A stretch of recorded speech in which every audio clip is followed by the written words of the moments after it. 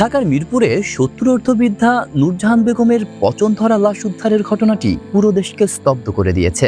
সবচেয়ে আশ্চর্যের বিষয় হলো, এই বৃদ্ধার সন্তানেরা প্রত্যেকেই উচ্চশিক্ষিত এবং সমাজের প্রতিষ্ঠিত স্তরের মানুষ। নৈতিকতার চরম অবক্ষয়ের এই চিত্রটি আমাদের সামনে একটি বড় আইনি প্রশ্ন ছুড়ে দিয়েছে। বাবা মায়ের দেখভাল করা কি শুধুই সন্তানদের দয়া বা ইচ্ছার উপর নির্ভরশীল, নাকি এর পেছনে রাষ্ট্রের কোনো কঠোর আইনি বাধ্যবাধকতা রয়েছে? চলুন জেনে নেই বাংলাদেশের আইন এই বিষয়ে ঠিক কী বলছে।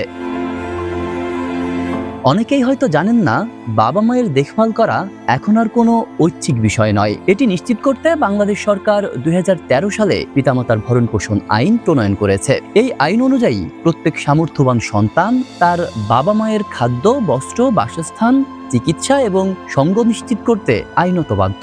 আপনি চাইলেও আপনার বাবা মাকে তাদের ইচ্ছার বিরুদ্ধে কোনো বৃদ্ধাশ্রমে বা অন্য কোথাও ফেলে রাখতে পারবেন না। বাবা মায়ের সাথে একই ছাদের নিচে বসবাস করে তাদের ভরণ পোষণ নিশ্চিত করার কথা আইনে স্পষ্টভাবে বলা হয়েছে। এখন প্রশ্ন আসতে পারে, চাকরির কারণে যদি দূরে থাকতে হয় তখন কি হবে? আইন বলছে, দূরে থাকলেও নিয়মিত খোঁজ খবর নিতে হবে এবং বাবা মাকে যৌক্তিক পরিমাণ টাকা পয়সা পাঠাতে হবে। একাধিক সন্তান থাকলে সেক্ষেত্রে সন্তানদের নিজেদের মধ্যে আলোচনা করে দায়িত্ব ভাগ করে নিতে হবে। এমনকি ছেলে মেয়ে না থাকলে বা তারা অবহেলা করলে এই আইনি দায়িত্ব বর্তাবে নাতি নাতনিদের ওপর। শুধু তাই নয়, স্বামী স্ত্রী বা সন্তানদের কেউ যদি এই আইন পালনে বাধা দেন, তবে তিনিও সমান অপরাধী হিসেবে গণ্য হবেন। অর্থাৎ আইনি বাধ্যবাধকতা ফাঁকি দেওয়ার কোনো সুযোগ এখানে নেই।